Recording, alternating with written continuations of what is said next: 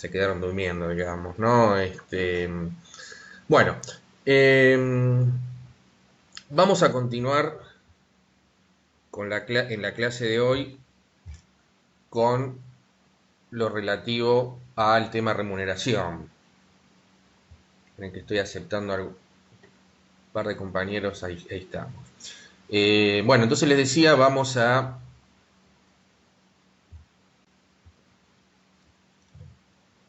continuar con el tema remuneración.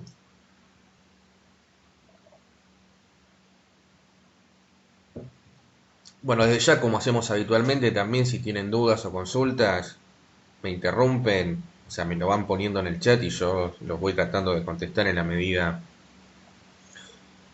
que pueda. Eh, bueno, ¿qué es lo que vimos?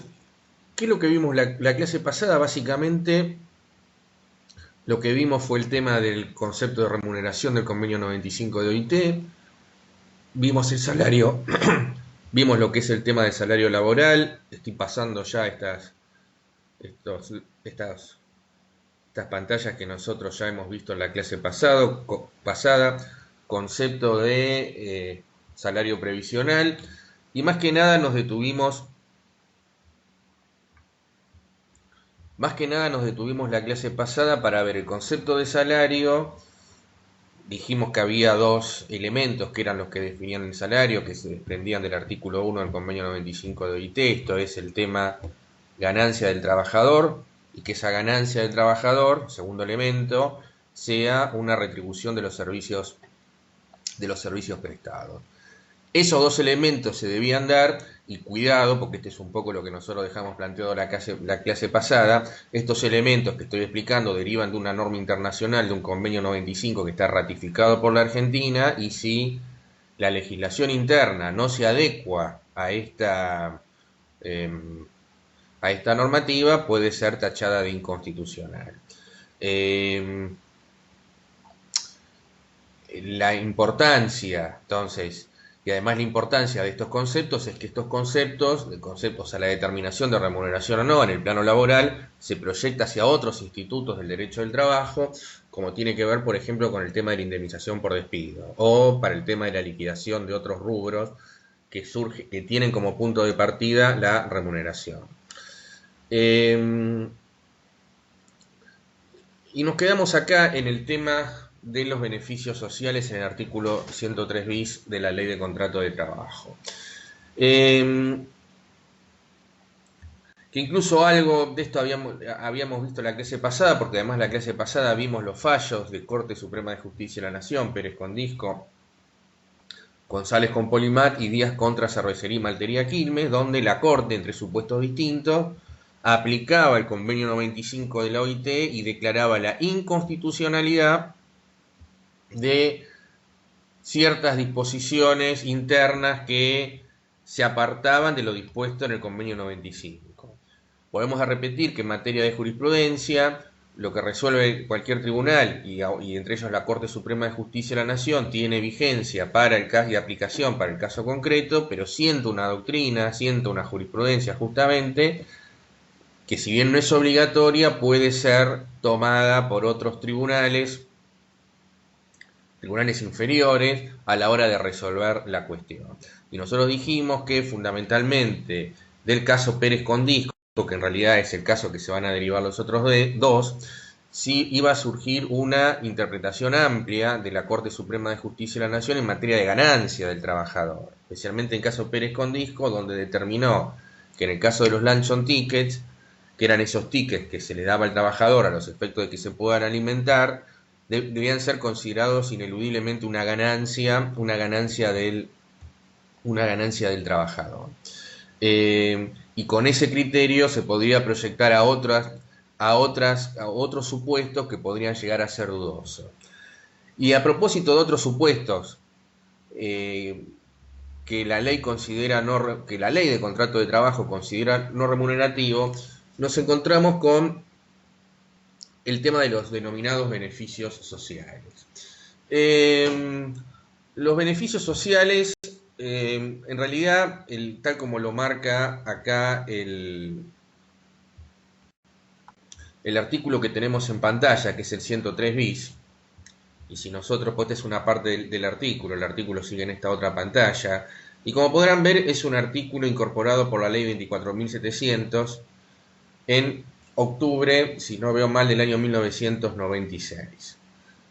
O sea, es una ley que fue dictada en plena época del menemismo, una ley que estaba destinada a flexibilizar los institutos del derecho del trabajo.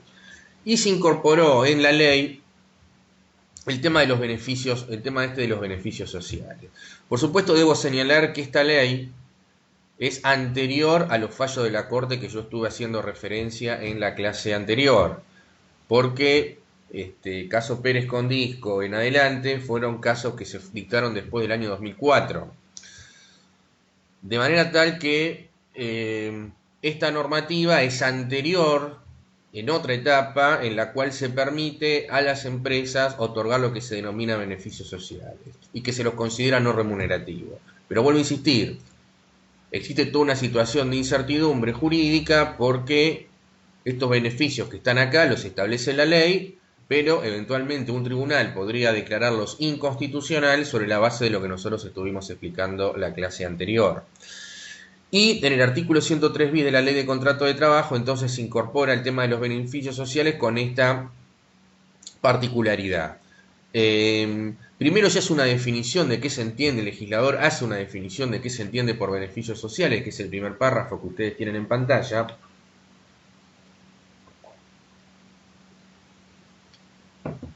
Y luego, para evitar que esto quedase al arbitrio de la decisión de los jueces, el propio legislador dice, bueno, independientemente de esta definición, los incisos que señalo a continuación, las prestaciones que señalo a continuación, el legislador las considera ya de por sí beneficios sociales y son, por lo tanto, de carácter no remunerativo. Entonces, esta es la lógica del legislador. Esta enunciación, a mi criterio que están acá a partir del inciso A, no es un número cerrado, es decir, que podría haber otros beneficios sociales que cumplan con los requisitos que marca el primer párrafo, pero que no están incluidos en estos incisos que vamos a hacer un repaso más o menos rápido de esto. Bueno, ¿qué es lo que dice el primer párrafo de la ley del artículo 103 bis de la ley de contrato de trabajo? Bien, define los beneficios sociales como aquellas prestaciones de naturaleza jurídica de seguridad social no remunerativas, no dinerarias, no acumulables ni sustituibles en dinero, que brinda el empleador al trabajador por sí o por medio de terceros, que tiene por objeto mejorar la calidad de vida del dependiente o de su familia a cargo. Entonces, en esta primera parte donde se hace la definición de beneficio social, surge este tema que se trata de prestaciones de naturaleza jurídica de seguridad social y que son no remunerativas y que tienen por objeto mejorar la calidad de vida que pueden ser otorgadas por sí o por terceros y que tiene por objeto la mejora de la calidad de vida del trabajador o de la familia a su cargo. Y luego de esto, que insisto, para la ley son prestaciones no remunerativas, beneficios sociales, luego la ley establece entonces estos incisos que vamos a hacer un repaso breve a continuación. Un repaso breve no, vamos a pasarlos brevemente y para hacer alguna consideración con respecto a esto. El primer inciso que ustedes tienen en pantalla, que la ley considera como un beneficio social, son los servicios de comedor de la empresa. Nosotros esto lo vimos en la clase pasada a propósito de la consulta que hizo un compañero de ustedes. Una consulta bastante atinente porque, bueno, justamente uno de los, entre comillas, beneficios que muchas veces las empresas suelen dar a sus trabajadores es tener un comedor donde se le puede brindar la comida en forma gratuita o pagando con un precio bonificado, ¿no es cierto? En comparación de lo que puede ser un precio de mercado de esa, digamos, si el trabajador tuviese que salir, o sea, pensemos en cualquiera que trabaja en la zona céntrica, no tiene que salir a almorzar y bueno, los costos son honestamente muy elevados.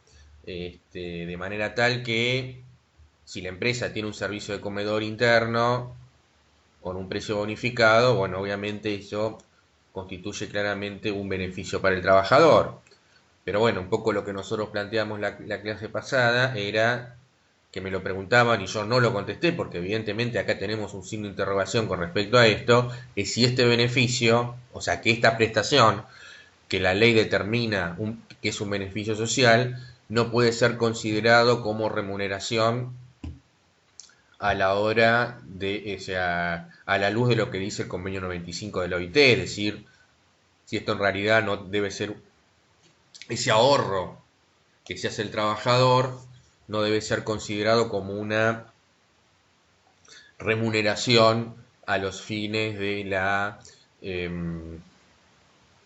digamos, insisto, en virtud de lo que dice el convenio 95 de la OIT. Si esto fuese así, uno de los...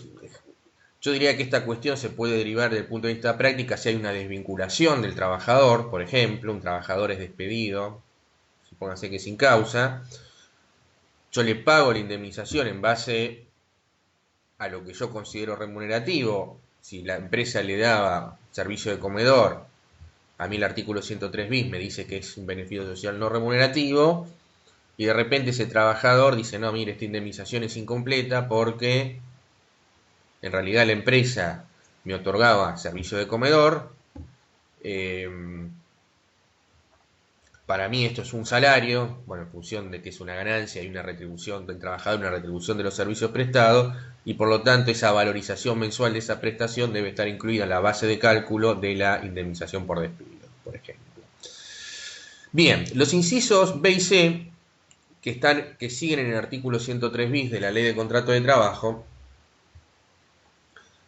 como ustedes pueden apreciar, se encuentran derogados por la Ley 26341 del año 2007. Bueno, estos incisos que están derogados tienen que ver con lo que nosotros mencionamos la clase pasada, que era el tema de los lunch on tickets. Porque en realidad, lo que hay que decir es que esta ley 24.700, que incorpora este artículo 103 bis en el articulado originario de la Ley de Contrato de Trabajo, fue motivado en buena medida por este tema. El tema de los lunch on tickets era una conducta muy difundida por las empresas, había sido normativamente autorizada en el 89 por el gobierno de Carlos Menem, había sido habilitado para las empresas, pero a través de un decreto de necesidad y urgencia. Y la Corte Suprema de Justicia de la Nación, o sea, un decreto de necesidad y urgencia es cuando el presidente de la Nación utiliza facultades que son del Congreso. Entonces dicta en realidad un decreto que en realidad tendría como fuerza de ley, invocando justamente razones de necesidad y urgencia. Pero por supuesto que para que ese decreto que el Poder Ejecutivo Nacional dicta en ejercicio de atribuciones propias del Congreso de la Nación, tiene que cumplir con ciertos requisitos. Y la Corte, que no vienen al caso a los fines de esta clase, que la Corte Suprema, o sea, un ejemplo lo podemos ver, si ustedes quieren, bien actual, son los decretos que instituyen este aislamiento social preventivo y obligatorio. Esto se ha implementado en buena medida a través de decretos de necesidad y urgencia, el Congreso no está funcionando por todas estas cuestiones que ustedes ven que salen en los diarios, y entonces el presidente de la Nación ejerce facultades propias del Congreso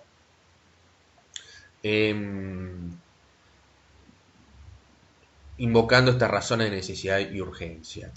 En el caso, para no irnos del tema, en el caso de los beneficios sociales de los incisos B y C, esto, insisto, había sido instituido por un decreto de necesidad y urgencia, porque obviamente esto implicaba de alguna manera la habilitación de lunch on tickets a través de estas empresas mediante un decreto. En realidad implicaba una reforma al artículo 103 de la Ley de Contrato de Trabajo que definía lo que es remuneración.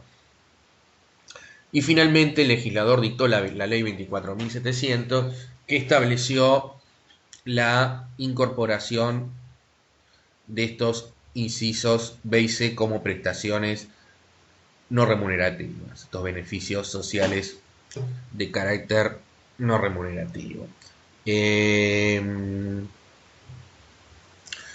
Pero bueno, con la ley 26341 del año 2007 esto se derogó, esta posibilidad de los luncheon tickets se derogó, se consideraron a partir de ese momento, mejor dicho, se estableció un periodo de transición, creo que en un año, en el cual esos luncheon tickets se iban incorporando al salario, y si algún trabajador tiene su relación laboral de esta época y tiene una relación formalizada y cobraba luncheon tickets o se le daba luncheon ticket,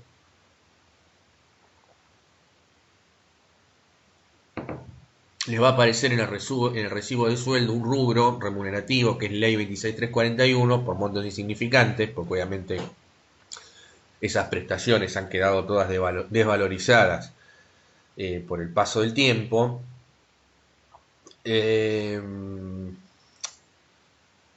Y digamos han quedado desvalorizadas, pero están con carácter remunerativo, siguen figurando en los recibos de sueldo, porque la derogación de estos luncheon tickets implicó en paralelo la obligación de mantener los importes que se correspondían a esos luncheon tickets, pero como montos de carácter salarial. Bueno, en el inciso D, un tema muy importante, porque acá se incorpora lo que tiene que ver con los reintegros de gastos de medicamentos, gastos médicos y odontológicos del trabajador y su familia, que asumiera el empleador, previa presentación de comprobantes emitidos por farmacia, médico o odontólogo debidamente documentados. Bueno, esto tiene que ver con beneficios sociales vinculados con la salud del trabajador, y entiendo yo que podrían considerarse incluidos dentro de estos, o podría considerarse dentro de estos incisos, alguna cobertura que pueda dar el empleador a sus trabajadores en materia de cobertura de medicina privada. Esto es bastante habitual en aquellos trabajadores que están fuera de convenio. Normalmente los altos cargos de las empresas, gerentes, o sea, la línea gerencial que está vinculada pensemos en una empresa de cierta envergadura, ¿no? De ciertas características.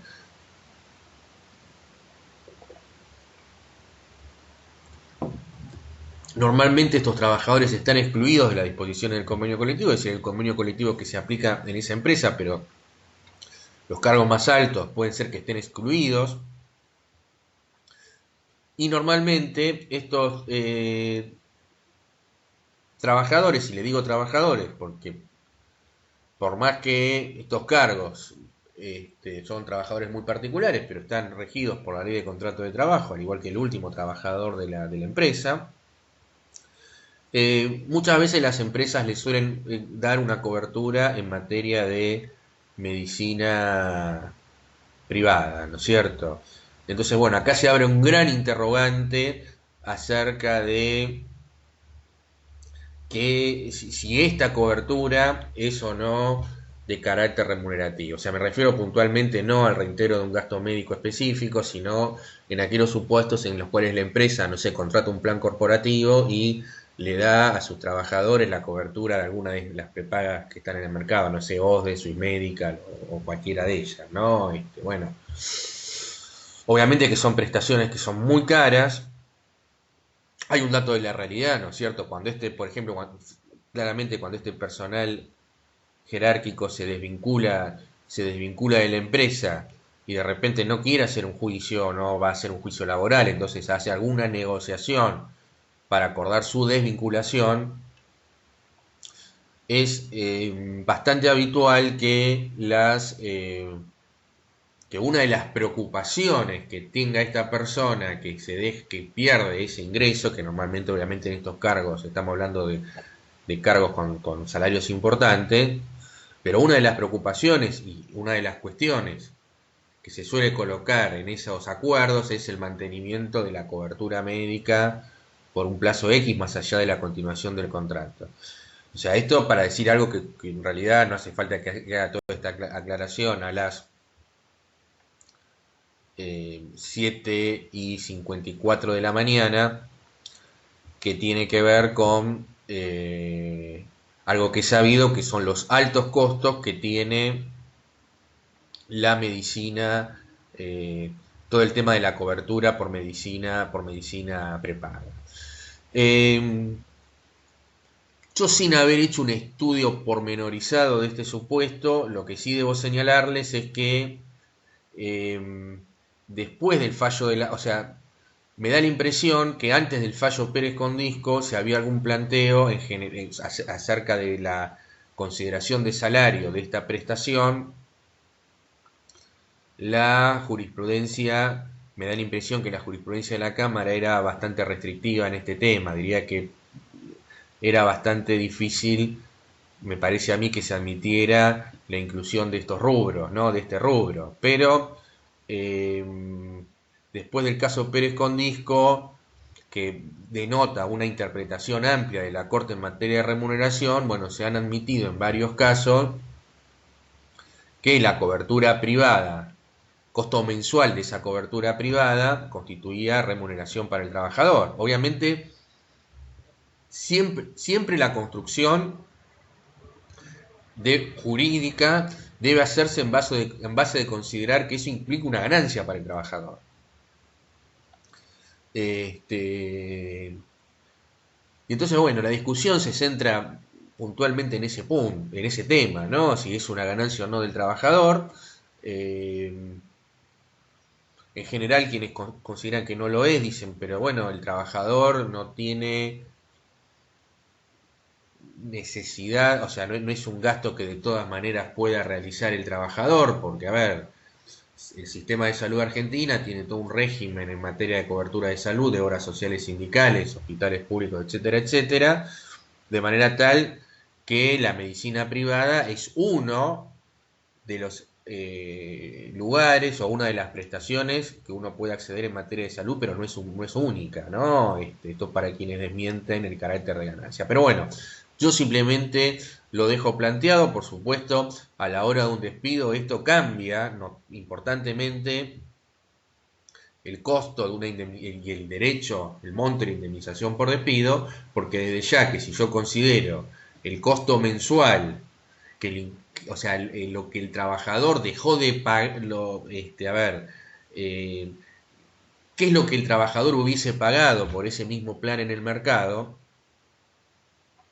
E incluir ese costo mensual en la base de cálculo de una indemnización por despido probablemente va a tener un cambio muy importante con respecto a este tema. Así que bueno, simplemente lo dejo planteado. Si a alguno de ustedes le interesa este tema, en alguna clase lo que podemos hacer es, o todos estos temas, por la verdad que son temas que me parecen a mí que son interesantes, si a ustedes le interesa, podemos dedicar alguna clase para ver un poco qué han dicho los tribunales con respecto a esto y otras cuestiones, ¿no? Y acá fíjense una cosa, cómo se interrelacionan todos los conceptos, ¿no? Esa primera clase que habíamos arrancado con esos videos que en forma casera yo les mandaba, ¿no? Con respecto al tema de fuentes del derecho, el tema de fuentes del derecho del trabajo. Fíjense ustedes cómo qué cierto es este tema de esta pluralidad de fuentes, ¿no? Fíjense que nosotros estamos hablando de algo que tenemos explicado en la ley de contrato de trabajo y que nos dice que es no remunerativo, y fíjense que hace un rato largo que estamos hablando de estas prestaciones que son no remunerativas según la ley, pero es lo que decíamos en esa clase de fuentes. La relación jurídica laboral entre trabajador y empleador no se agota en la ley de contrato de trabajo. Tenemos una norma de carácter superior, un convenio de OIT que ha sido ratificado por el Estado argentino, y después tenemos el tema de la jurisprudencia. Sí, bueno, está bien, bárbaro, esto es lo que dice el convenio. Esto es lo que dice el convenio, lo que dice la ley. Estamos escuchando al profesor que nos está hablando por videoconferencia a las 7 de la mañana, 7 y pico de la mañana. Pero está todo fenómeno. Pero ¿qué dicen los jueces?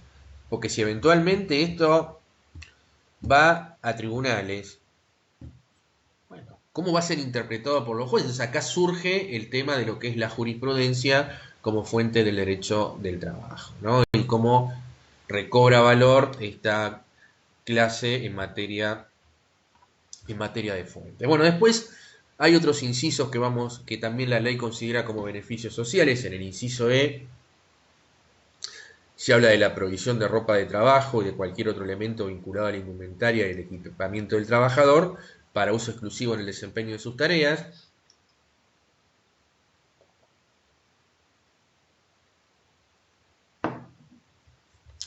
La ropa de trabajo es aquella que le brinda la empresa al trabajador y normalmente esto está regulado, o la entrega de la ropa de trabajo, o muchas veces está regulado en el convenio colectivo de trabajo. Es decir, la obligatoriedad de otorgar en un plazo determinado este, la ropa de trabajo está previsto en el convenio de trabajo y la ley dice que la provisión de ropa de trabajo es un beneficio social de carácter no remunerativo. Pero obviamente siempre que sea para uso exclusivo en el desempeño de sus tareas.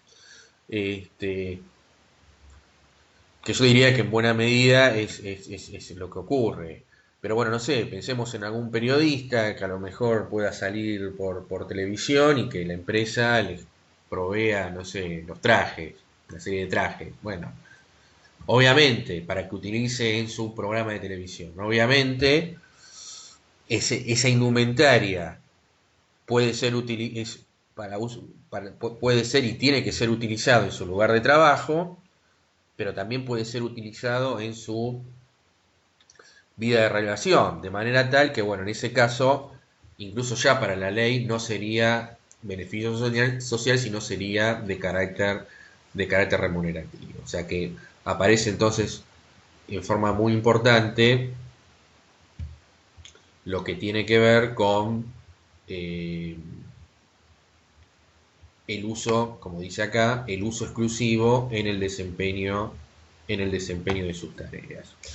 En el inciso F nos vamos a encontrar con un tema que son los reintegros documentados con comprobantes de gastos de guardería y o sala maternal que utilicen los trabajadores con hijos de hasta 6 años de edad cuando la empresa no contare con esas instalaciones. Bueno, me parece que acá es muy clara es muy clara la normativa. Eh, es muy clara la normativa a dónde apunta, pero bueno, acá una vez más surge la duda si esta prestación no podría ser considerada como salarial, es decir, si ese gasto que esa trabajadora o ese trabajador se evita en materia de jardín maternal no constituye en realidad una ganancia para el trabajador, porque si así fuera, ese concepto que originariamente la ley es considera beneficio social debería ser considerado como una prestación de carácter remunerativo, insisto, siempre a la luz del artículo 1 del convenio 95 de la OIT. Bien, en el inciso G, provisión de útiles escolares y guardapolvos para los hijos del trabajador otorgados al inicio del periodo escolar, también para la ley entonces es un beneficio social de carácter no remunerativo. Inciso H, el otorgamiento o pago debidamente documentado de cursos o seminarios de capacitación o especialización. Inciso I, el pago de gastos de sepelio de familiares a cargo del trabajador debidamente documentados con comprobante. Entonces, como ustedes podrán ver, en todos estos incisos que acabamos de mencionar recién, entonces surge toda esta problemática, en realidad en todos esos beneficios sociales, entonces está la problemática de poder determinar si en definitiva, si estas prestaciones no pueden ser consideradas remunerativas a la luz de la jurisprudencia Pérez Condisco y a la luz del artículo 1 del convenio 95 de la OIT. Bueno, este es un tema, ¿no? Porque en realidad lo que quiso hacer la ley 24.700 es despejar toda duda con respecto a este tipo de prestaciones, que muchas de ellas derivan de una decisión unilateral del empleador de darlas, es decir, no es que están obligados ni por ley ni por convenio colectivo, un empleador no está obligado normalmente por ley o por convenio colectivo, ni darle un servicio de comedor al trabajador o a los trabajadores, ni está obligado a darle una cobertura de una medicina prepaga, por ejemplo, ni está obligado a cubrir el jardín maternal del hijo de una trabajadora o de un trabajador, pero bueno, si está dispuesto a darlo, lo que parece bastante lógico es conocer cuál es el impacto jurídico y cuáles son las consecuencias jurídicas que tiene esa prestación, y a la luz de lo que estamos señalando, el tema se torna bastante, digamos, bastante dudosa. Pero bueno, yo esto simplemente la idea es dejar planteado cuál es el concepto y que ustedes tengan en consideración cuál es el concepto de beneficios sociales según la ley y cuál podría ser el eventual cuestionamiento que se le puede hacer a la luz de lo que marca el caso Pérez Condisco y, bueno, y los otros fallos que se dictaron en su consecuencia y el convenio 95 de la Organización Internacional del Trabajo.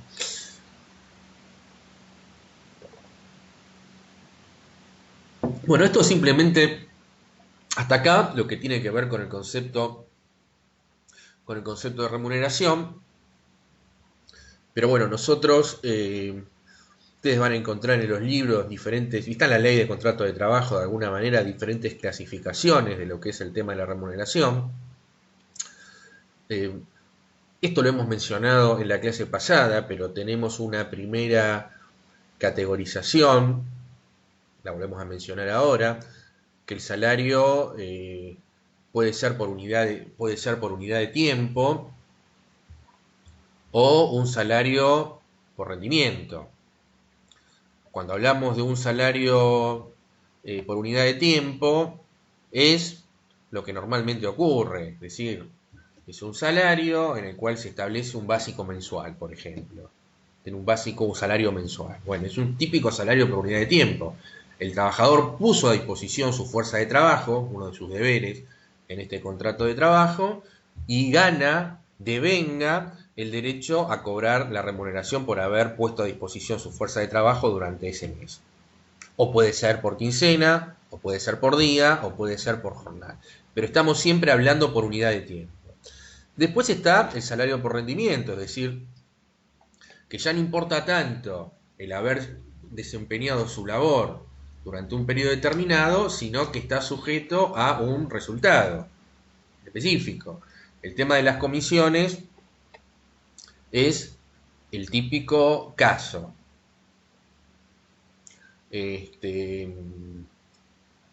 La retribución, ese salario que va a cobrar el trabajador, va a ser función de un resultado determinado. Las ventas que hubiese realizado ese trabajador.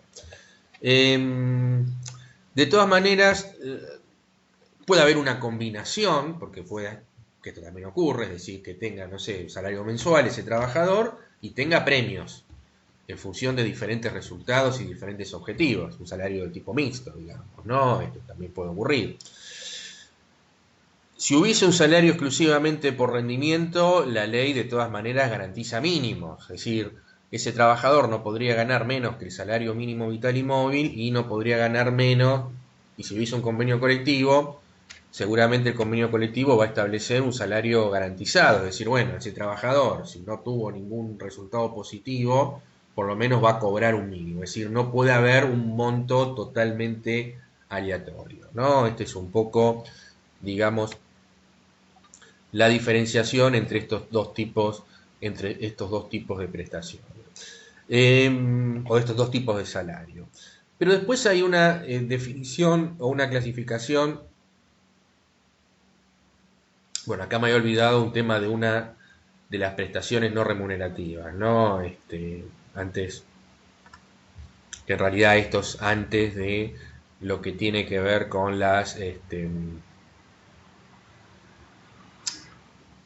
con el tema de la clasificación que nosotros vimos recién, ¿no? El artículo 223 bis, perdón, un poco desprolijo con cómo hemos desarrollado la clase en este punto, ¿no? Porque esa ley 24.700 que incorpora el artículo 103 bis y que incorpora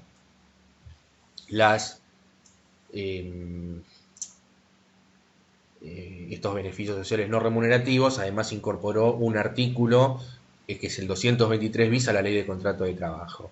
Lo incorporó en la parte de las suspensiones. Nosotros vamos a volver sobre este tema cuando veamos el tema de suspensiones. Y en realidad yo normalmente esto lo veía en ese punto, pero bueno, yo lo dije dije en la clase pasada, ¿no? La importancia actual de este artículo en la fecha, porque, a ver, ¿qué es lo que prevé este artículo 223 bis? El considerar como no remunerativa una compensación que reciba el trabajador por suspensiones del contrato de trabajo que se funden en las causas de falta o disminución de trabajo o fuerza mayor. Eh, es un poco desprolijo esta incorporación, porque en realidad fíjense que no está en la parte de remuneración, sino está en la parte de suspensiones. ¿Y por qué digo que esto tiene plena actualidad? Porque, a ver, yo hago un comentario más o menos rápido con respecto al tema de las suspensiones. Eh, las suspensiones en el contrato de trabajo, es decir, nosotros tenemos el contrato, tenemos un complejo de derechos y obligaciones, entre ellas el pago de la remuneración y la prestación de servicio del trabajador, las dos prestaciones sobre las cuales derivan después todo el resto de las obligaciones, deber de buena fe, deber de fidelidad, de previsión, etcétera, etcétera, para trabajador y empleador. Pero cuando existe la suspensión, quedan afectadas estas dos prestaciones principales del contrato, es decir, el trabajador queda liberado de la prestación de servicios y normalmente en el caso de la suspensión, además, el empleador queda liberado del pago de la remuneración. Nosotros vimos un supuesto de suspensión cuando vimos el tema de los poderes jerárquicos del empleador. Vimos el supuesto de suspensión por causa disciplinaria. La suspensión por causa disciplinaria, entonces, trabajador que cometió una falta era sancionado con suspensión de 5 días, el trabajador no presta servicios, queda liberado de la prestación de servicios, el empleador queda liberado de su obligación de dar ocupación efectiva, artículo 78 de la Ley de Contrato de Trabajo, y además el trabajador pierde el derecho a la remuneración. Es decir, que en definitiva no hay trabajo, no hay salario. Efecto típico de la suspensión. Ahora, la ley además permite la suspensión por lo que nosotros vamos a denominar causas económicas, que es el supuesto de falta o disminución de trabajo no imputable al empleador o fuerza mayor debidamente comprobada. Evidentemente, bueno, en ambos casos, es decir, en el caso de falta de trabajo o en el caso de fuerza mayor debidamente comprobada, la ley permite al empleador la suspensión del contrato de trabajo, es decir, quedar liberado de dar ocupación, de dar tareas, y quedar liberado, el trabajador está imposibilitado de prestar servicios y el empleador queda liberado del pago de la remuneración. Es decir, no hay trabajo y no hay salario. En el caso de la fuerza mayor, hasta 75 días, dice la ley de contrato de trabajo. Bueno, evidentemente la situación que estamos viviendo en la actualidad es un supuesto, yo creo que es evidente, un supuesto de fuerza mayor, porque cuando nosotros definimos la fuerza mayor, que en realidad, insisto, no está esto, lo he dicho en alguna oportunidad, no está en la ley de contrato de trabajo, sino está, la definición está en el Código Civil. Cuando nosotros hablamos de fuerza mayor, hablamos de un hecho irresistible o un hecho inevitable que, es decir, que se puede prever, o sea, que no se puede evitar, pero se puede prever, o que se puede prever, pero es imposible evitar, digamos. Entonces, aparece el carácter de o sea, que es inevitable y es irresistible. Y además, se ha entendido que implica la imposibilidad del cumplimiento del objeto del contrato de trabajo. Es decir, se torna imposible el cumplimiento del objeto del contrato de trabajo. Bueno, evidentemente la situación que estamos viviendo en la actualidad, yo creo que no cabe ninguna duda que entra dentro de lo que era el articulado de la ley de contrato de trabajo. Esto es un supuesto, o sea, que está absolutamente imprevisible, porque, y bueno, o sea, la verdad que nadie de nosotros nos hubiésemos imaginado que en el curso que ustedes se anotaron para cursar esta materia estaríamos nosotros sentados en nuestra casa viéndolo por una pantallita de internet y no pudiendo salir, salvo hacer una compra al mercadito de la esquina, digamos, ¿no? Esta es una situación que, honestamente, yo creo que era totalmente inimaginable, digamos, ¿no? Eh, Ahora, frente a la situación dramática desde el punto de vista laboral que nosotros estamos viviendo, el Poder Ejecutivo Nacional dispuso impedir que las empresas pudieran acudir a este mecanismo. Es decir, bueno, suspendemos, o sea, el Poder Ejecutivo Nacional estableció la suspensión de la utilización, valga la redundancia, de esta posibilidad de suspender a los trabajadores y de la posibilidad de despedir.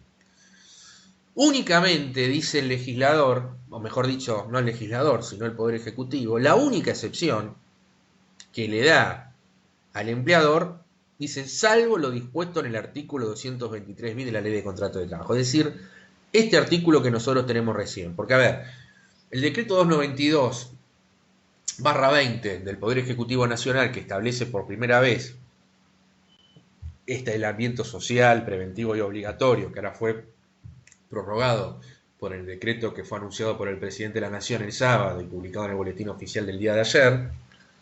Bueno, no sé si fue publicado en el boletín oficial del día de ayer. Lo vi circulando por internet el decreto, así que no sé si está publicado en el boletín de ayer o en el de hoy, pero bueno, es lo que anunció el presidente de la Nación, que está prorrogado ese decreto 292.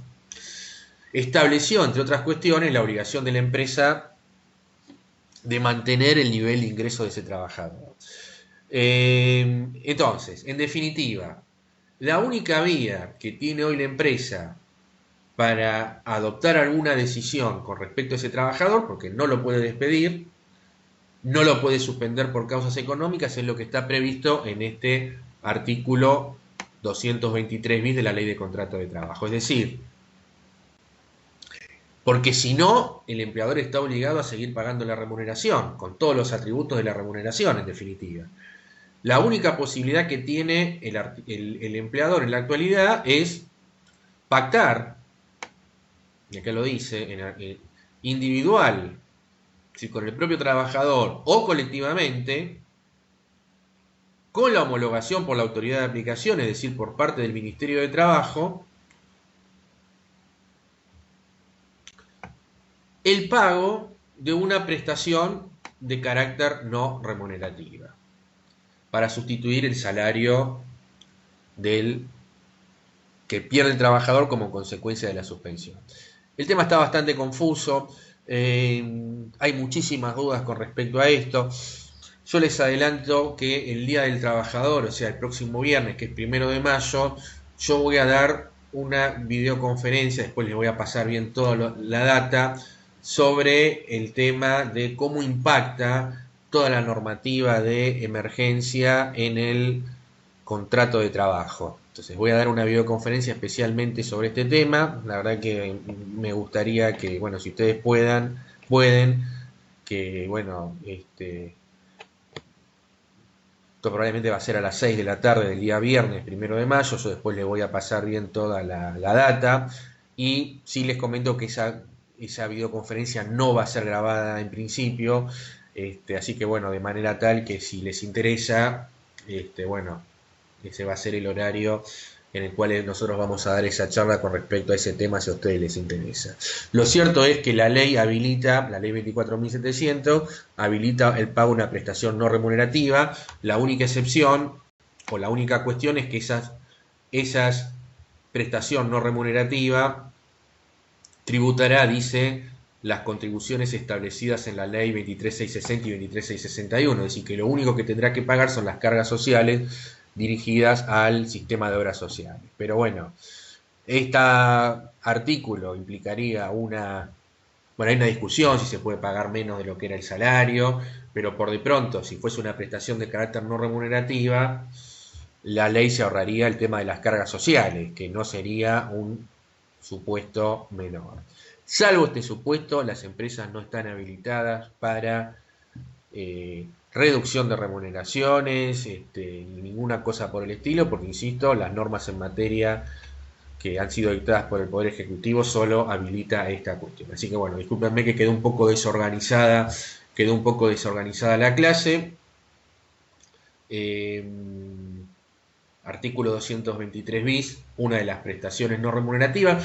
Honestamente, sí, en este caso la prestación podría ser considerada no remunerativa porque no hay retribución, no hay prestación de servicios por el trabajador durante este periodo, ¿no? Así que, bueno, si esto se implementara, creo que ahí podría no haber cuestionamiento sobre este punto, más allá que es cuestionable esta disposición, ¿no? Especialmente por la posibilidad de que ese acuerdo pueda ser pactado en forma individual por el trabajador. ¿Sí? Sin ni siquiera tener la asistencia de la organización sindical, pero bueno, esta es un poco la circunstancia de este artículo que bueno, va a dar mucha tela para cortar y a medida que esta situación se prolongue, digamos, estas discusiones van a ser aún más intensas. Entonces, esto con respecto al tema de las prestaciones no remunerativas. No sé si alguien me quiere hacer una consulta con respecto a este tema, porque me pareció ver en el chat, pero creo que no, justo cuando estaba explicando este tema. Y si no es así, vamos a seguir pasando con las otras cuestiones. Bueno, insisto, es un planteo muy, muy elemental, lo voy a explicar más profundamente en esta videoconferencia del día 1 de mayo, que además es abierta, se puede haber cualquiera, está dirigido también para profesionales, o sea, va a ser una convocatoria abierta, digamos. Bueno, entonces, para ordenar el tema, beneficios sociales, artículo 103 bis, esta prestación no remunerativa del artículo 223 bis de la Ley de Contrato de Trabajo. Después vimos los distintos tipos de remuneraciones en función del salario por unidad de tiempo y salario por rendimiento, primera clasificación. Y después nosotros tenemos una clasificación importante que tiene que ver con de dónde procede el salario. Que a mí me parece que esta es un poco, yo diría, esta es una de las definiciones, una de las clasificaciones más importantes. Porque, a ver, un trabajador está vinculado con un empleador, el nexo jurídico es el contrato de trabajo. Dijimos que entonces ese trabajador tiene derecho al cobro de una remuneración, al cobro de un salario.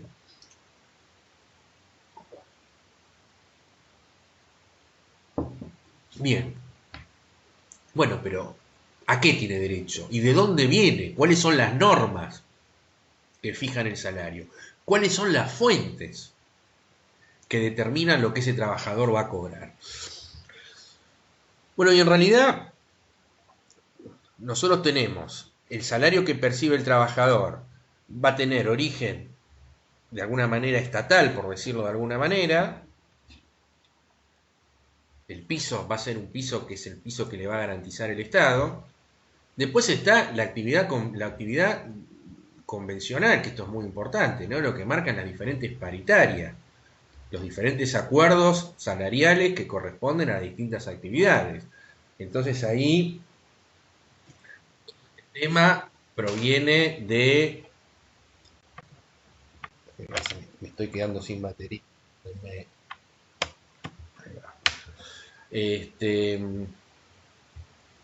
Entonces,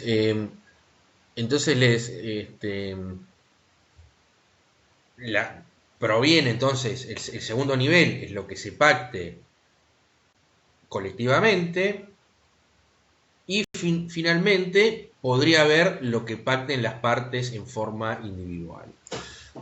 Porque no hay ningún obstáculo que yo con mi empleador, yo trabajador con mi empleador, pacte un salario por encima de lo que marca la Convención Colectiva de Trabajo. Es decir, un piso que marca un piso estatal, o mejor dicho, un piso que es el que marca la ley, si ustedes quieren, por encima lo que se pacte convencionalmente, y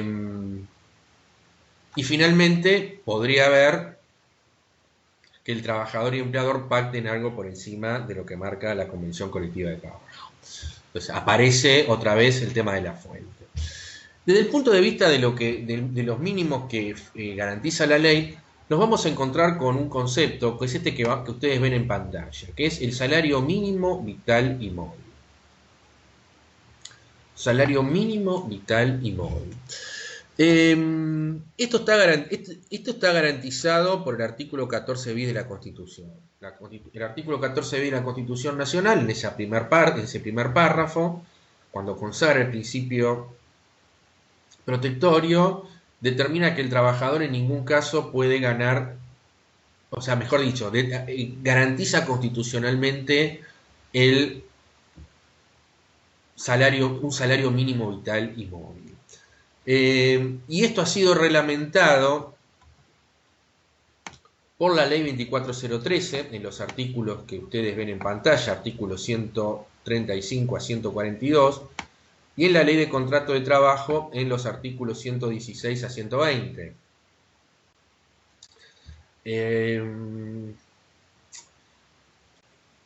Léanlo directamente, digamos, lean esa reglamentación directamente desde allí, todo lo que tiene que ver con la regulación del salario mínimo vital y móvil. ¿Cuál es el concepto de salario mínimo vital y móvil?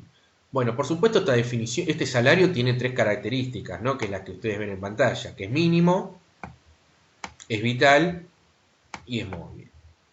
Cuando nosotros hablamos salario mínimo, este es el piso que tiene, o sea, lo mínimo, no puede haber ningún trabajador que gane menos de esto. O sea, ningún trabajador que está trabajando y que está prestando servicios por una jornada completa puede ganar menos que este salario mínimo.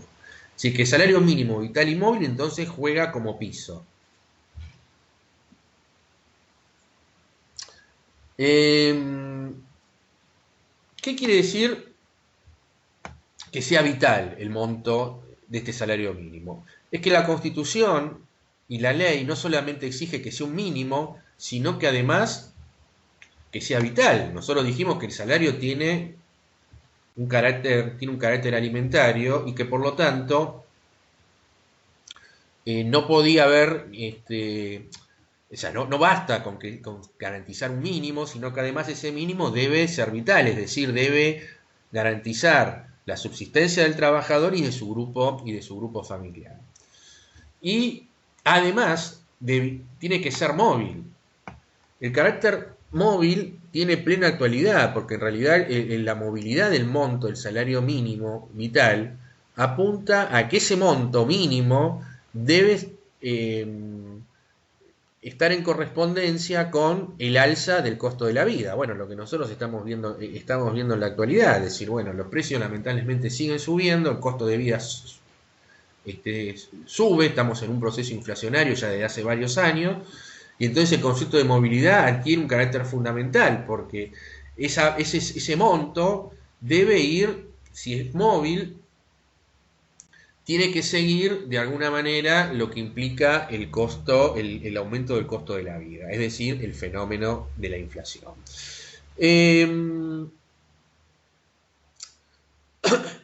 Bueno, por supuesto, si ustedes viendo la pantalla, se van a dar cuenta que de los tres conceptos, de estos tres tramos, de estos tres caracteres que tiene este salario mínimo vital y móvil, solamente se cumple con este que está acá, con el mínimo. Porque el monto que nosotros tenemos acá de 16.875 pesos no cumple, porque de vital no tiene nada, porque esto no permite la subsistencia de nadie, y mucho menos esto es móvil tampoco, porque fíjense que esta ha sido una resolución del año 2019, que si yo mal no recuerdo fue después de las PASO, más o menos por esta época, o sea, ya pasaron varios meses, ya tenemos varios meses del año 2020 y muchos de que se dictó en definitiva esta resolución, y este monto está anclado en esa época, y bueno, inflación ha habido bastante durante este periodo. Pero claro, para nosotros poder analizar el carácter de este monto, tenemos que ver cómo se determina el monto de este salario mínimo vital y móvil. Y la ley 24.013 que ustedes tienen en pantalla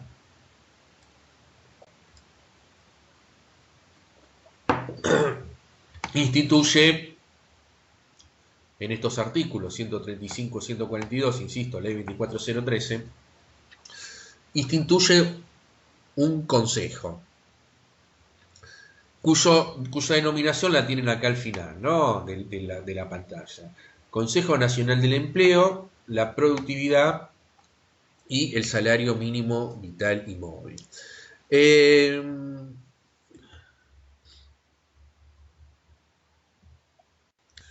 Este Consejo Nacional del Empleo, la Productividad y el Salario Mínimo Vital y Móvil es el que está facultado para determinar el monto, porque esto es lo fundamental, ¿no? Bueno, ¿cómo se determina este salario mínimo vital y móvil?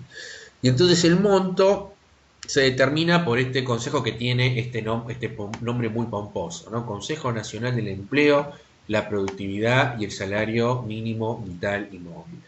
Pero normalmente cuando el Ministerio de Trabajo convoca a este consejo para la determinación de este salario mínimo vital y móvil, normalmente los diarios, cuando publican la noticia, dicen, bueno, el presidente o el ministro o el Poder Ejecutivo convocó al Consejo del Salario. Bueno, es este que tenemos acá. Entonces, imagínense que en la portada de un diario poner todo el título de este consejo me abarca toda la portada. Entonces, los diarios, con ese buen poder de síntesis que tienen, hablan del Consejo del Salario. Bueno, nos estamos refiriendo a este, digamos, nos estamos refiriendo a este consejo, Consejo Nacional del Empleo, la Productividad y Salario Mínimo Vital y Móvil, que según la ley 24013 tiene varias funciones, pero bueno, la más importante es, y la que normalmente para la cual normalmente se lo convoca, es para fijar el salario mínimo vital y móvil. Ahora bien, ¿cómo está determinado este consejo? Bueno, este consejo está conformado, mejor dicho, por 32 miembros. 16 miembros representan al sector empresario y 16 miembros representan al sector sindical. Es decir, que están representadas las dos partes que hacen a la relación laboral, el sector empresario, que es el que tiene que pagarlo, y el sector sindical, que es el que representa obviamente a los trabajadores, que son los beneficiarios de este salario mínimo vital y móvil. Y es presidido este consejo y convocado por el Ministerio de Trabajo. Entonces, que preside el ministro de Trabajo, digamos, este consejo. Las decisiones, según la ley 24013, tienen que ser adoptadas por 2/3 partes de los miembros de este consejo. Obviamente,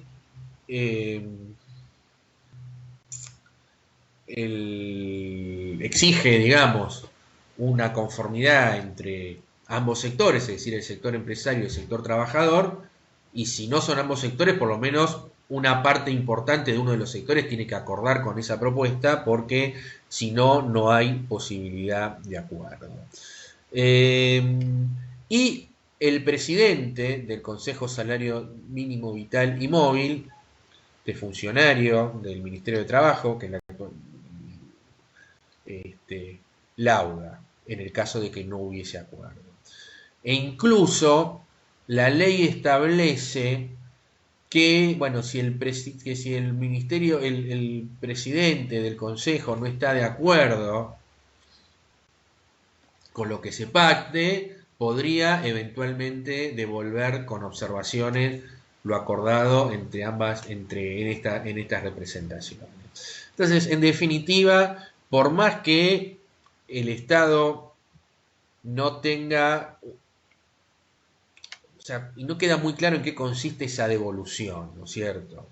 Y además, si las partes no se ponen de acuerdo, porque obviamente no es fácil conseguir estas 2/3 partes, en los hechos prácticamente exige un acuerdo entre los dos sectores, el sector sindical y el sector empresario, el presidente puede laudar Y es lo que ha ocurrido con la resolución número 6/19, en el cual el presidente del Consejo, de este Consejo Nacional del Empleo y el Salario Mínimo Vital y Móvil, debió laudar ante la falta de acuerdo del poder de la parte sindical y la parte empresaria y fijó este monto.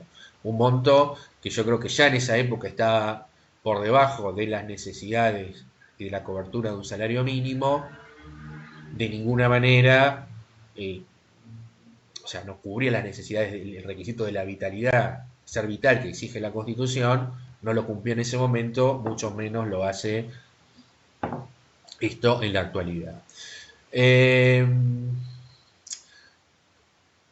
Bien, el carácter móvil, ¿cómo se garantiza? Bueno, el mecanismo que se ha adoptado en la actualidad es el de la convocatoria periódica a este consejo.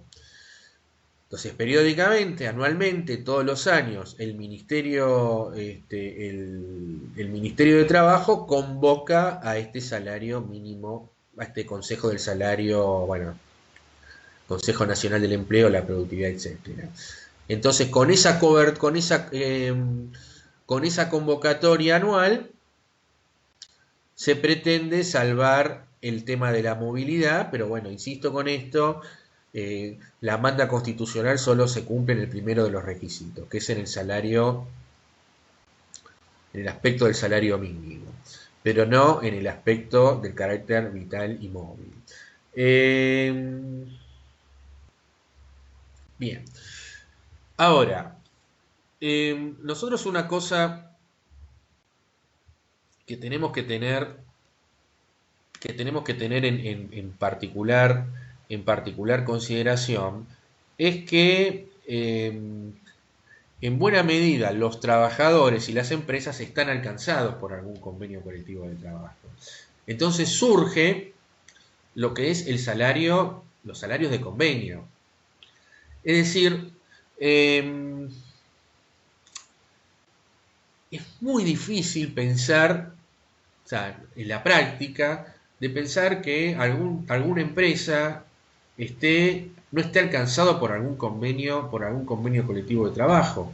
En la Argentina los convenios colectivos de trabajo se celebran son convenios de actividad. Entonces prácticamente toda la población laboral queda alcanzada por lo que marca el convenio colectivo, marca un convenio colectivo de trabajo, de manera tal que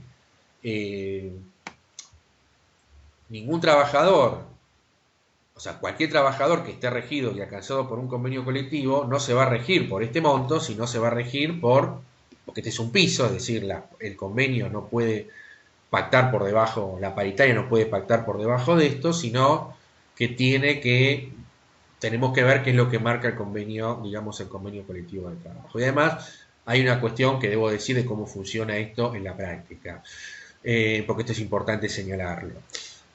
Así como nosotros explicábamos que dijimos que hay un salario que garantiza el Estado, un piso, después por encima lo que se negocian las partes mediante la negociación colectiva, es decir, el acuerdo del sindicato con personalidad gremial, la representación empresaria, salario convencional.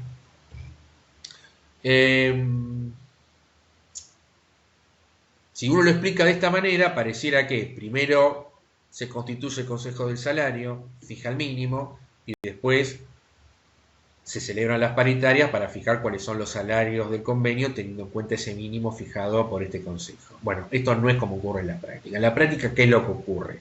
Primero, se convocan y se negocian las paritarias, o sea, todos los años se negocian las paritarias, es decir, los salarios convencionales, y una vez que se celebran y se cierran todas las paritarias, por lo menos las más importantes, recién ahí el Estado convoca al Consejo. Entonces, en realidad, el Consejo lo que hace es fijar un monto una vez que ya están cerradas todas las paritarias. Entonces, obviamente, el monto que se va a fijar de manera tal de no afectar lo que ya está acordado en la negociación colectiva. Por supuesto que esto estamos hablando de los trabajadores que son formalizados. Muchas veces lo que se suele decir, la regla no escrita, que este monto, el monto del salario mínimo vital y móvil, puede ser un parámetro para obviamente no se puede decir esto, pero que podría ser un parámetro para aquellos trabajadores que estén no formalizados. Pero bueno, estamos ya ahí en el plano de lo que son las cuestiones que están obviamente al margen de la legislación, ¿no? Bueno, el tema de los salarios, entonces dijimos, como clasificación, salario mínimo vital y móvil, y después tenemos los salarios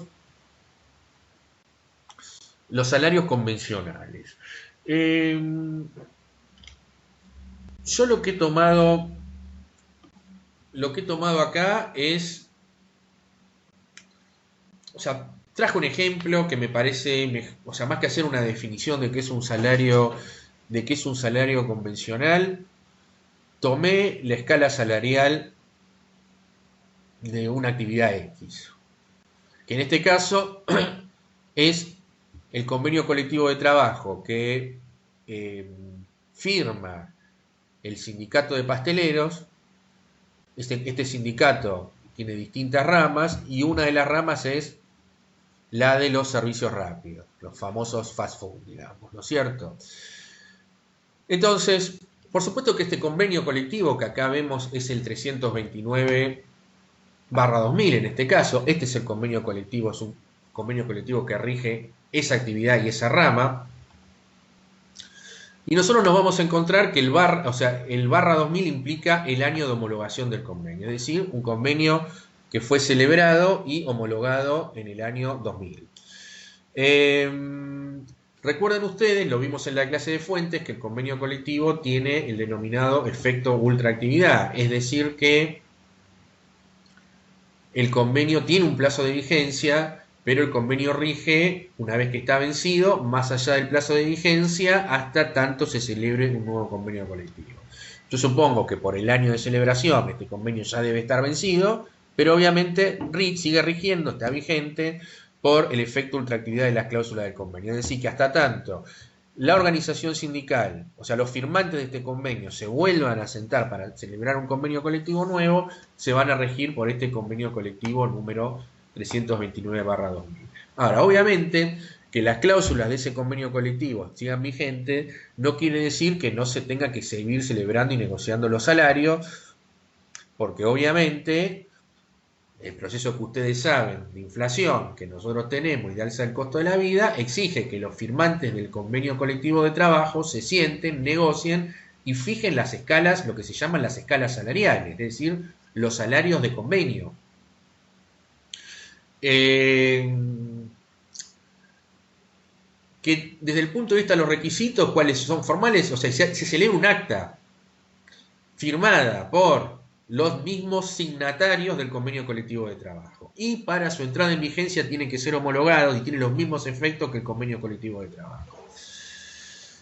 Bueno, nosotros ahora lo que tenemos en pantalla es un modelo, un supuesto de escala salarial que corresponde a un convenio colectivo determinado. El 329/2000, lo puse como podía haber puesto, digamos, cualquier otro, ¿no es cierto? Entonces, fíjense ustedes dos cosas. Primero, el salario que fija esta convención colectiva es un salario, como se hace tradicionalmente, en función de la unidad de tiempo.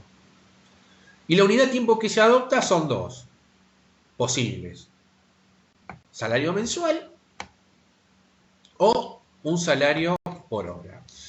Bien, depende del contrato que tenga cada trabajador. Ahora bien, ese básico, cuando nosotros hablamos de básicos, justamente hablamos de un salario que surge del convenio colectivo, se va a corresponder con cualquiera de estas categorías que nosotros tenemos acá a la izquierda de la pantalla. Nosotros, por ejemplo, si tomamos este primer renglón, esta primer fila, nos encontramos que estas categorías, maestro pastelero, maestro heladero, cocinero y maestro pizzero, tiene un básico mensual a partir de febrero del año 2020 de este número que nosotros tenemos acá, 52.750 pesos, concepto de carácter remunerativo. Perfecto. O, si fuese retribuido por hora, 277 pesos con 77 valor hora. En el segundo escalón ya tenemos el tema del encargado, que acá tiene un básico, podrán ver, un básico de 46.800 pesos, un básico menor. Es decir que en realidad nosotros tenemos las categorías que tienen, en este caso, ¿no? Las categorías más importantes están previstas al comienzo de las filas y va decreciendo a medida que vamos bajando, ¿no? Encargado, líder, dependiente de salón, etcétera, etcétera. Ahora bien,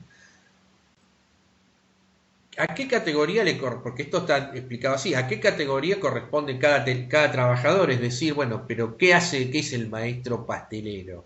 ¿Cuáles son las funciones que tiene que hacer? Bueno, eso tengo que ir al convenio colectivo. Es decir, yo voy al convenio colectivo y entonces ahí va a estar definido el maestro pastelero cuáles son las tareas que tiene que realizar. Entonces, en realidad, si el día de mañana ustedes asesoran a una empresa y tienen que liquidar una remuneración, lo primero que tienen que determinar es bajo qué convenio se va a regir esa empresa.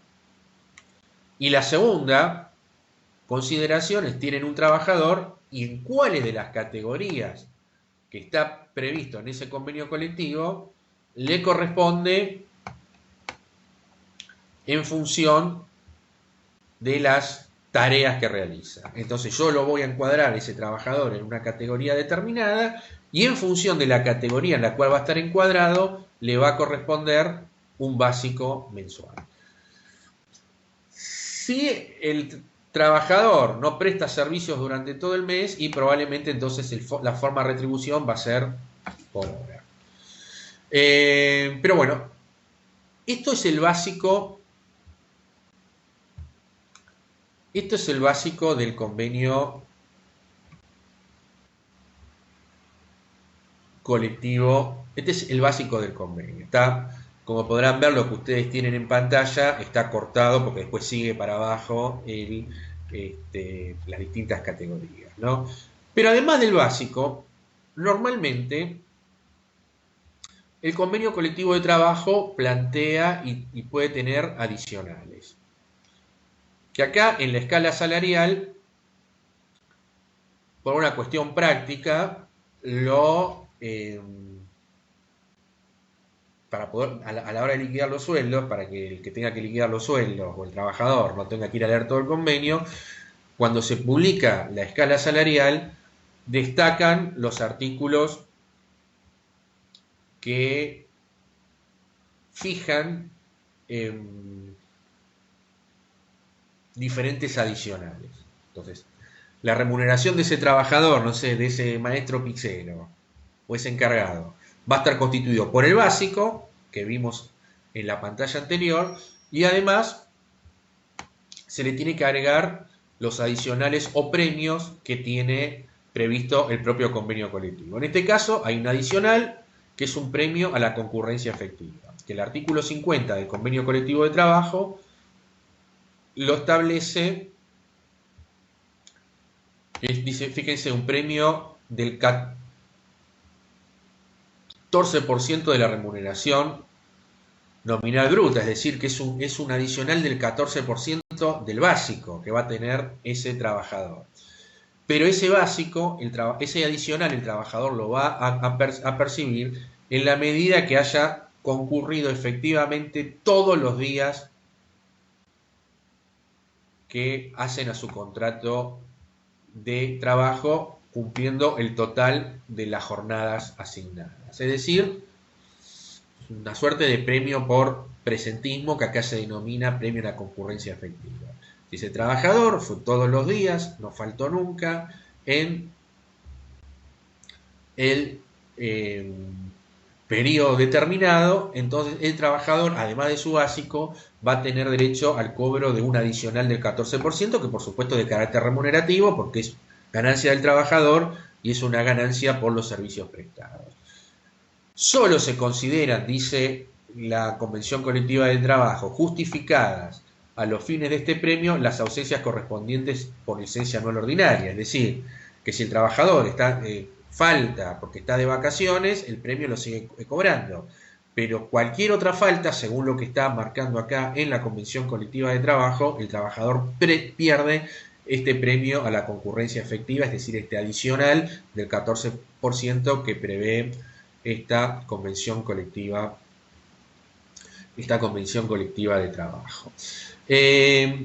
Además, la ley prevé otro adicional, que es un adicional por antigüedad.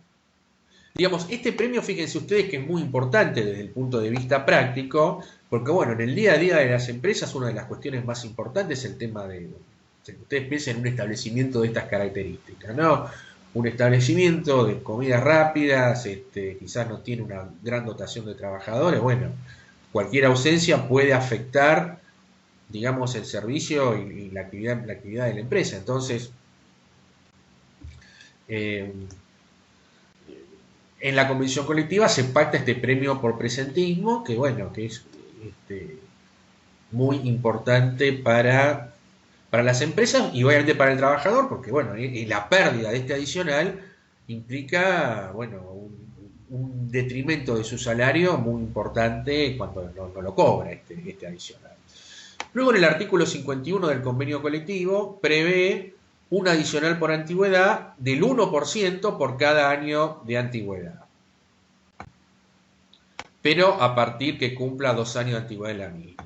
Dicho adicional se calculará sobre el salario básico mensual convencional de la categoría del trabajador. Entonces, de ese básico que nosotros vimos recién, hay un incremento del 1% por cada año de antigüedad luego que cumpla 2 años de antigüedad. Es decir, los 2 primeros años de antigüedad el trabajador no cobra adicional por antigüedad, a partir del segundo año va a cobrar 1% por cada año de antigüedad. Y bueno, después hay un adicional por zona fría, porque si ese trabajador o el establecimiento se encuentra ubicado en la provincia de Río Negro y Neuquén, percibirá un adicional mensual. Bueno, acá el adicional es fijo, ¿no? En fin, no es la idea, digamos, hacer un análisis exegético de esta, digamos, de esta convención colectiva de trabajo, sino la idea de esta, digamos, de esta pantalla es ver de qué manera podría regular un convenio colectivo digamos, el pago de las remuneraciones de ese trabajador, ¿no es cierto? Y además, ustedes fíjense en los montos que están muy por encima de lo que es, más allá que, bueno, nosotros vimos, a ver, vamos a ver si volvemos al, a ver, no, en esta misma pantalla, lo que pasa es que la voy a ampliar porque yo si no con esta pantalla chiquita que me aparece a mí no se ve absolutamente nada, ¿no? Pero a ver, ustedes fíjense acá en la pantalla lo que es el empleado principiante, que es una de las categorías más bajas, o el aprendiz menor de 18 años. Fíjense ustedes que tiene un básico de 30.000 pesos o un básico de 27.000, bastante por encima de lo que es el salario mínimo vital y móvil de 18.000 pesos que vimos hace un ratito.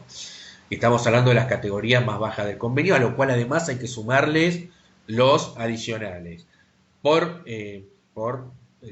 presentismo, premio a la concurrencia efectiva y eventualmente algún tema de adicional por antigüedad. Entonces, bueno, la idea es más que nada poder que esto se pueda ver esto desde un punto de vista más práctico, ¿no? Este es el salario convencional.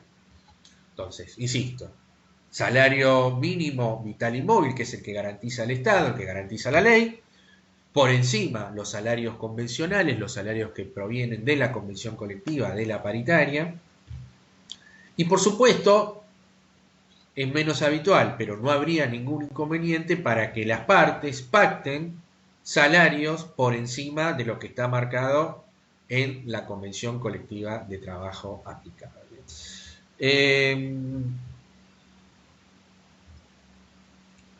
Bien. Vamos a hacer algunas consideraciones muy importantes con respecto al sueldo anual complementario, que es uno de los sueldos que la ley garantiza. Que esto ustedes van a encontrar la regulación en una ley, que es la ley 23041, que ustedes tienen en pantalla, y después en algunos artículos de la ley de contrato de trabajo. Pero bueno, vamos a hacer alguna consideración con respecto al sueldo anual complementario. El sueldo anual complementario es decir, el año tiene 12 meses y si el trabajador es retribuido mensualmente, ese trabajador va a tener derecho al cobro de un 13º salario. ¿Qué es el sueldo anual complementario o SAC? Este sueldo anual complementario fue instituido en su momento por un decreto ley que fue el 33.302 del 45. Diciembre del año 45, el gobierno de facto de esa época instituye y establece la obligatoriedad del pago de esta 13ª remuneración, que originariamente se pagaba a fin de año. Es decir, este salario adicional era abonado a fin de año. Allá por la década del 60 se estableció el fraccionamiento del sueldo anual complementario, es decir, se estableció que esa 13ª remuneración fuese abonada en dos cuotas. Una a la finalización del primer semestre y otra a la finalización del segundo semestre del año, es decir, al 30 de junio y al 31 de diciembre. Entonces, en realidad, este 13º salario se paga en dos cuotas. Al 30 de junio, dice la ley, y por una reforma actual al 18 de diciembre, en realidad no la finalización del semestre, sino por una reforma legislativa, el aguinaldo se tiene que pagar la segunda cuota el 18 de diciembre, es decir, antes de las fiestas. Y se suele decir que el sueldo anual complementario es un salario que se devenga, es decir, es un salario que se devenga mensualmente, es un salario de pago diferido, se suele decir esto.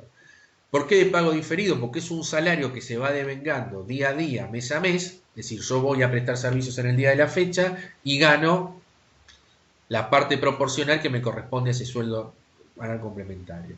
Pero es un sueldo diferido. ¿Por qué? Porque la parte que me corresponde, ese sueldo anual complementario, que gané hoy por haber cumplido con el objeto de mi contrato de trabajo, no lo voy a no lo voy a cobrar el 27 de abril y no lo voy a cobrar con la remuneración correspondiente al mes de abril, sino que lo voy a cobrar a la finalización del semestre, es decir, al 30 de junio. Ahí voy a cobrar todo el sueldo anual complementario devengado en el año. Esto tiene importancia, ¿por qué? Tiene importancia a propósito de que si se produce la extinción del contrato de trabajo, supónganse que a mí, yo el día de la fecha de hoy renuncio, 27 de abril renuncio, pues yo tengo derecho a cobrar la parte proporcional del sueldo anual complementario devengado durante este semestre. Porque supóngase que yo trabajé todo el semestre del 1 de enero al 27 de abril, yo hoy renuncio y yo tengo derecho a cobrar el sueldo anual complementario proporcional devengado. Y esto justamente en razón del carácter diferido que tiene este salario. Nosotros hoy vamos a terminar a las 9, porque tengo varias cosas para decir y prefiero dejarlas para la clase del jueves que viene. Pero bueno, yo les voy a pedir a ustedes que adelanten y vean un poquito del sueldo anual complementario, la ley 23041 y los artículos que son el 122 y concordantes de la ley de contrato de trabajo, para arrancar ya el jueves que viene para ver cuestiones ya más prácticas, cómo se liquida el sueldo anual complementario, cómo se liquida el sueldo anual complementario proporcional y después pasar a ver todo lo que tiene que ver con el tema de la tutela de la remuneración. Bueno, quedo abierto para posibilidades que ustedes me puedan hacer consultas, dudas que tengan.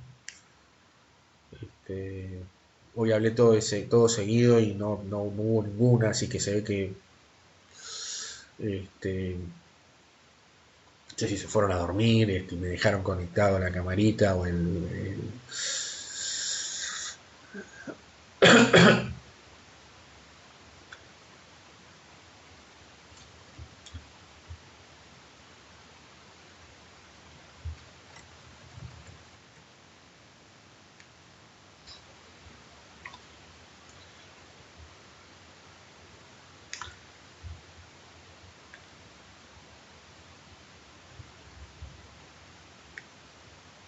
Sí, yo no sé si hay, porque la verdad que no veo, a ver acá, bueno, estoy viendo a ver, o si no pueden, tienen los micrófonos habilitados si quieren, me lo pueden hacer, si quieren hacerme algún comentario, o sea, no desactivé la función de los micrófonos, creo.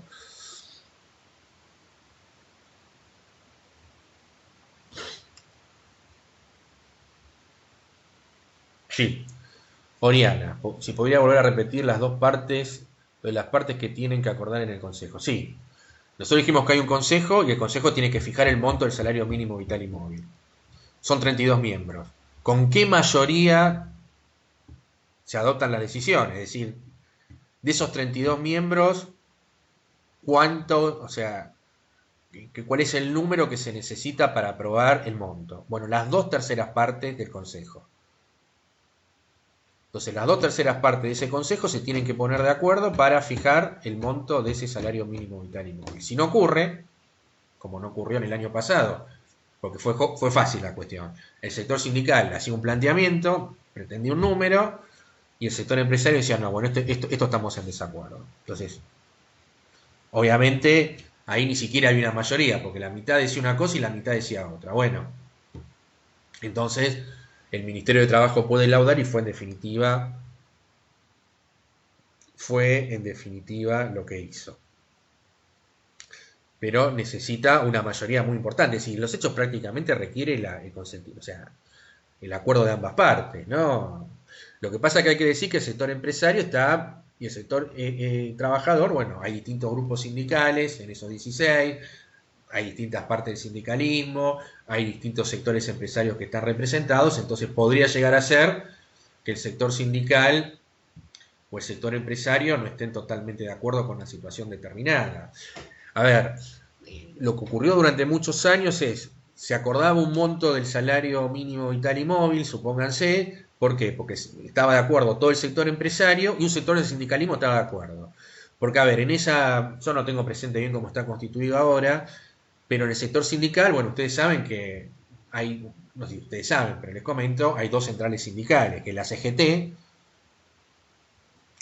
la Confederación General del Trabajo, donde están agrupados los sindicatos de la actividad privada más importantes, o casi todos, pero después está un sector de sindicalismo que es la Central de Trabajadores Argentinos, la CTA, que tiene bastante representatividad en lo que es ese sector estatal, digamos, ¿no? Entonces, lo que ocurría en esos casos era, el sector empresario estaba todo de acuerdo con un número X, el sector sindical que respondía a la CGT estaba de acuerdo también, pero estaba en contra la CTA.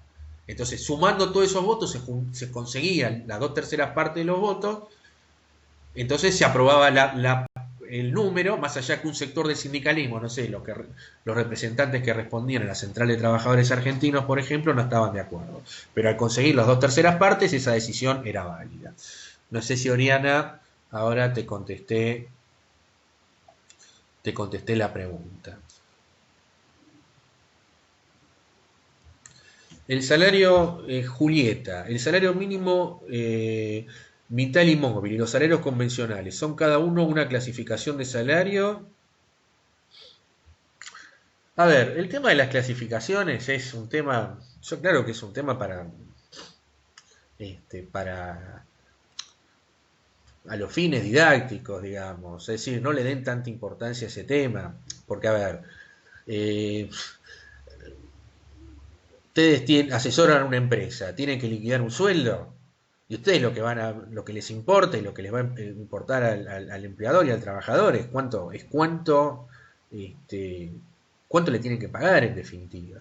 Entonces, lo que ustedes tienen que tener presente, obviamente, es que hay un salario mínimo vital y móvil y que después está los salarios convencionales. En los hechos, como todos sabemos que el salario mínimo vital y móvil es un salario muy bajo, porque obviamente con eso, entonces, en los hechos uno va a ver cuáles son las escalas del convenio. Esta es la realidad.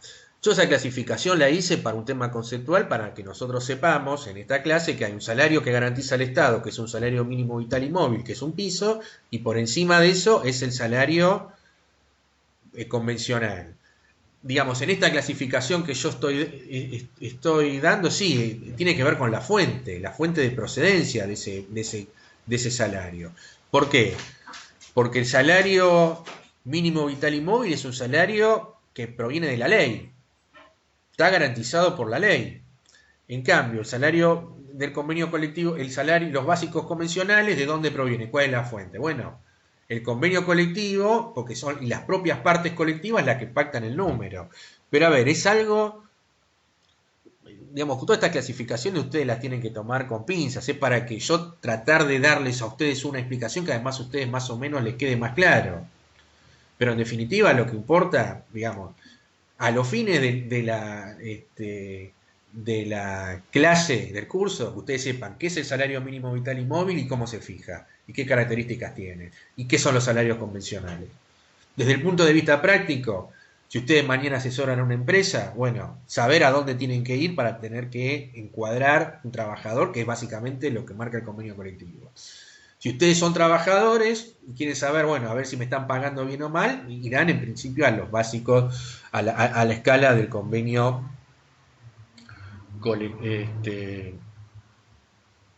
colectivo de trabajo. No sé si te aclaré la duda. Acá, Matías me pregunta sobre un trabajador que entró a trabajar en febrero o marzo. ¿Le corresponde el saque en el mes de junio? Sí, porque vuelvo a repetir, el salario, el sueldo anual complementario es algo que se devenga y se gana día a día. Por eso es un salario de pago diferido. Pero obviamente se cobra en forma proporcional, porque no trabajó todo el semestre completo. Entonces, al haber trabajado una parte del semestre, tiene que cobrar en forma proporcional. Esa es la característica o sea, a ver, así como yo, el salario mensual, yo lo voy ganando a medida que yo voy prestando servicios en cada uno de los días que integran días hábiles que corresponden en ese mes, yo el sueldo anual complementario lo voy ganando a medida que yo voy prestando servicios en cada uno de los días que conforman ese semestre, porque en definitiva esa 13ª remuneración se paga por semestre. Si yo no trabajo todo el mes completo, supónganse, yo no voy a, ese básico que ustedes vieron en unas pantallas anteriores, yo no lo voy a cobrar completo como trabajador. Se me va a descontar los días no trabajados y además voy a perder, en ese caso, el adicional por presentismo, por premio por concurrencia efectiva, como lo denomina ese convenio colectivo. En el caso del sueldo anual complementario, digamos, un poco la lógica es la misma, es decir, si es una remuneración que si yo no trabajo todo el semestre completo porque se extinguió antes la relación o por si ocurrió algún tipo de, o porque empecé antes, como es el caso que planteas vos, se cobra la parte proporcional. Bueno, no sé si Matías, de todas maneras nosotros la clase que viene vamos a ver cómo se liquida, ¿no? Todo el tema del sueldo anual complementario y cómo se paga la parte, digamos, la parte proporcional. Bueno, si no hay más preguntas, nosotros dejaríamos acá. Yo los espero el jueves que viene, ya directamente nos encontramos acá en el mismo link. Y subo la clase una vez que la tenga, como hacemos habitualmente. Y bueno, les recuerdo que el viernes va a haber a la tarde va a ser esta videoconferencia seguramente sobre el impacto del derecho